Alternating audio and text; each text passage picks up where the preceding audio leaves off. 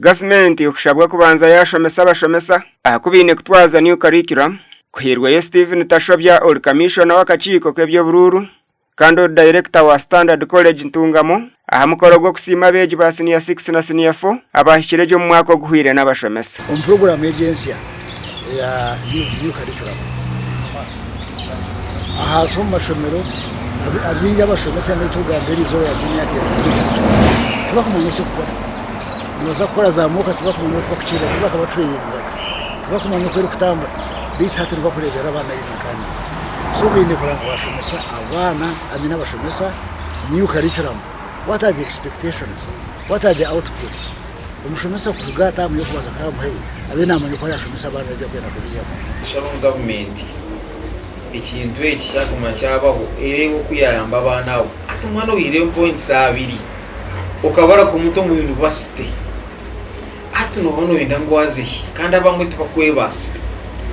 tibine school fees ezo zo kushashura bakuzira max yazimarayo yo ningira ngo next time the government should consider rero kwe kubasa abana nk'ababiri 20 kandi bakurwa mu poor families egiro kuyaba yamba twante na kushomesa science reka tuhereze ibyo kozesa amashomero computers for example ko ndende kitekire basic ko mashomera mingi na wana government nitwaga private amashomero gakwasa kwegura za computer make ushanga abana igana basharinga computers yina bije computing n'abana bakampara mwana ile computer ushanga amashomero katine equipment batine laboratories ator amashomero ga government nanagita ga private abashomesa tokubasa kuja kushomesa science utindira private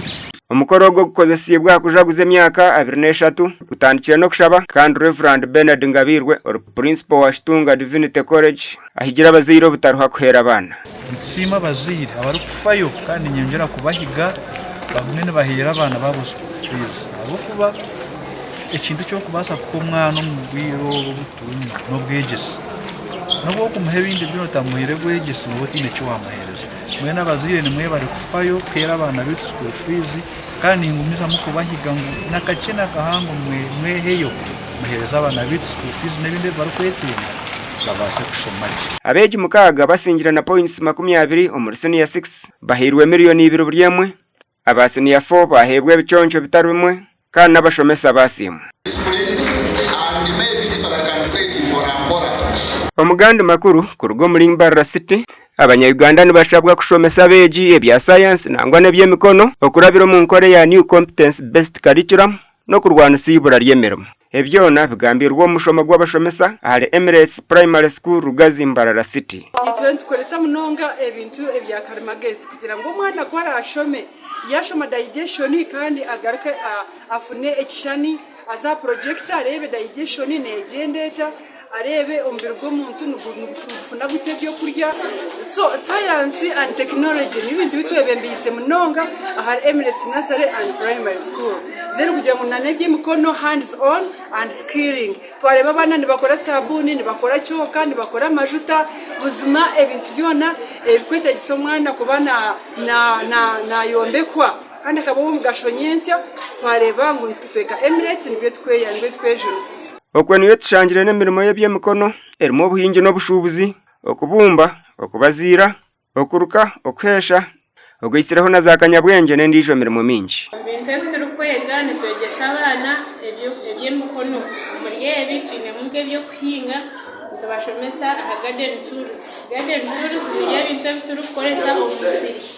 omwiro bwabire kare abana bakaba bahereza okuhinga nka punishment ni nasinga kivubiro baheza kugira umushango kubakora batize kihayo kwena ngo umwana amanye ngo kuhinga sikifubiro andikire umbana bitwa aha batena science and technology aitukureta science aitwendishoma umbetabu tukatiteka omunkora abana bakakora nabwanyuma habiriho kushongora abashomesa ahabigenderwa bya new curriculum umwana yatakumanya kushoma kine cyaro kubasa gukora so erizo twantutendeka abashomesa batungo bwingi munonga akwegesa okuhandika. If you have the strategy then you always achieve. And Sunday William na Fatima Nagudi habwa TV West.